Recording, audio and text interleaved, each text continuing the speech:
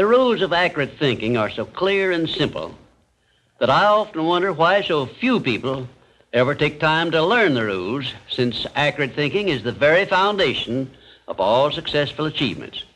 In this visit, I shall give you a working description of the rules of accurate thinking, which all successful people follow. First of all, accurate thinking is based on two simple fundamentals. They are called inductive reasoning and deductive reasoning. Inductive reasoning is used when the necessary facts on which to base your thinking are not available.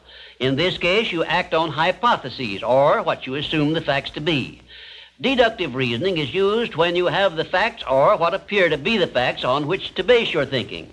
The next step in accurate thinking is to separate facts from fiction, or hearsay evidence, and determine whether you are dealing with hypotheses or real facts. When you are sure you have dependable facts on which to base your thinking, you take the second step by separating these facts into two classes. One is important facts, and the other is unimportant facts. When you do this, you may be surprised at the overwhelmingly greater number of unimportant facts you deal with daily than there are important facts. At this point, you are almost sure to want to ask the question, what is an important fact, and how can I distinguish it from an unimportant fact? And I shall give you the answer to this very important question by saying that an important fact is any fact which will aid you to any extent whatsoever in attaining the object of your major purpose in life. And all other facts, as far as you are concerned, are unimportant, and you should waste no time with them. After this visit is over, you can employ the next hour to a great benefit to yourself if you will set down on paper a list of all the facts you dealt with yesterday, separating them into two classes, important and unimportant. As a matter of fact, you will make a profound discovery regarding accurate thinking if you follow the habit of daily taking inventory of all the facts that claimed your attention during the day, putting them down on paper in two separate columns, one labeled important facts and the other labeled unimportant facts. Now let us turn our attention to the subject of opinions and see to what extent loose, unsound opinions are mistaken for accurate thinking. To start with, let us recognize the truth that most opinions are without value because they are based on bias, prejudice, intolerance, guesswork, hearsay evidence, and out-and-out ignorance. These are harsh words I'm using, and they represent the source of most of the tragedies of life which people meet with unnecessarily. And I would say that of all the tragedies which cause misery and failure, none is more merciless or destructive than those which grow out of the indifference of people who make no attempt to learn how to think accurately. I shall never forget an experience I had with President Woodrow Wilson while I was working for him during World War I. I asked the President what effect he believed World War I would have on civilization, and his reply was brief, but it was a masterpiece which you should remember as long as you live. "I cannot answer your question," said the President, "because I have no facts on which to base an opinion." If you will remember Woodrow Wilson's 15-word speech every time you are about to express an opinion about anything, the chances are that you will soon get out of the habit of expressing or even having opinions not based on something more substantial than biases, prejudices, and emotional feelings which often serve as fathers to facts.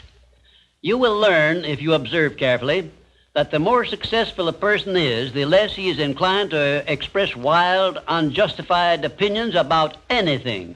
Also, you must have observed already that the drifters who are suffering with frustrations because they recognize they are failures usually have an assortment of opinions on about everything you can imagine. When I hear someone expressing a definite opinion about something of which I have definite reason to believe he knows little or nothing, I think of an experience I had when I stopped a Quaker on the streets of Philadelphia and asked him the time of day. He took out his watch, examined it carefully, and then in a slow, emphatic tone of voice he said, "Well, sir, according to this alleged timepiece, it appears to be approximately 1 minute and 10 seconds past 12 o'clock. I was particularly impressed by the care with which this Quaker identified the source of his information which he was passing on to me.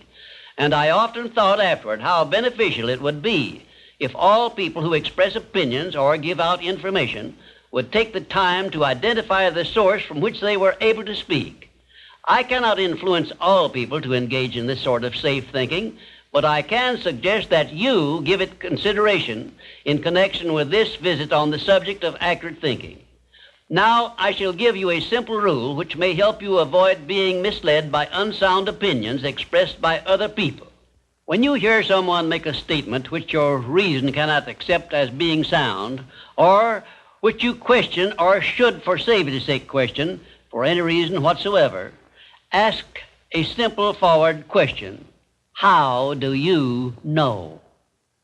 Then stand firm on that question and either force the speaker to identify the source from which he got the information he is endeavoring to pass on as facts, or reject the statement entirely as if it had not been made. And do this no matter who is speaking or what may be his reputation for truth and veracity. Remember, you are given as your richest birthright the privilege of controlling your own thoughts. Therefore, treat this divine gift with the profound respect to which it is entitled, and do not allow anyone to do your thinking for you or to influence your thinking in any manner whatsoever, except by the rules of accurate thinking I am passing on to you. Follow this procedure regardless of what people think or say about your method of thinking. If they wish to call you a cynic or a doubting Thomas, let that be their misfortune. But for your own good, go right on thinking by rules which will save you from many mistakes and tragedies throughout your life. Now I will give you 7 rules to follow, which, if you memorize them and follow them as a daily habit, may bring you top rating as an accurate thinker.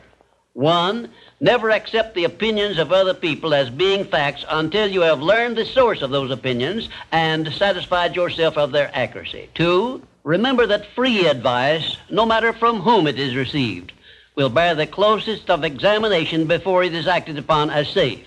And generally speaking, this sort of advice is worth exactly what it costs. 3, alert yourself immediately when you hear anyone speaking of others in a discourteous or slanderous spirit, because this very fact should put you on notice that what you are hearing is biased, to say the very least about it, and it may be out-and-out misstatement.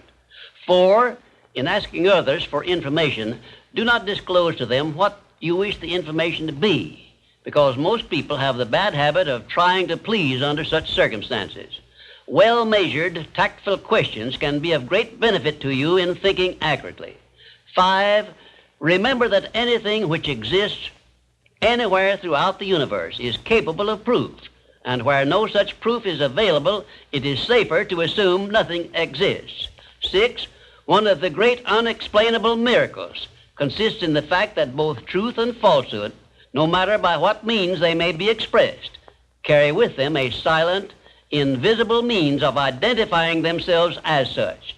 Therefore, remember this truth and begin developing the necessary intuitive faculty to enable you to sense what is false and what is true. 7, follow the habit of asking, how do you know, when anyone makes a statement you cannot identify as true. Follow this habit faithfully, and you will see many persons squirm and turn red in the face when you insist upon a direct reply. The most accurate thinkers are the scientists. They investigate with open minds and never allow their wishes to become the fathers of facts, but deal with each fact as it is, not as they would like it to be. Now, one final word of warning I feel I should leave with you. Study yourself carefully, and you may discover that your own emotions are your greatest handicap in the business of accurate thinking. It is easy for you to believe that which you wish to believe, and unfortunately, that is precisely what most people do. This is a method by which many people condemn themselves to eternal failure and defeat, and it is a method which opens wide that sealed envelope which contains the list of penalties they must pay for neglecting to take possession of their minds and use them for constructive ends beneficial to themselves. And now, until our next visit, may I say goodbye.